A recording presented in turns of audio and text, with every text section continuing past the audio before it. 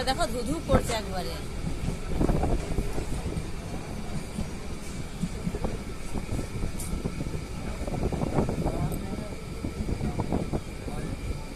মাঠ তো পুরোটাই মাঠ।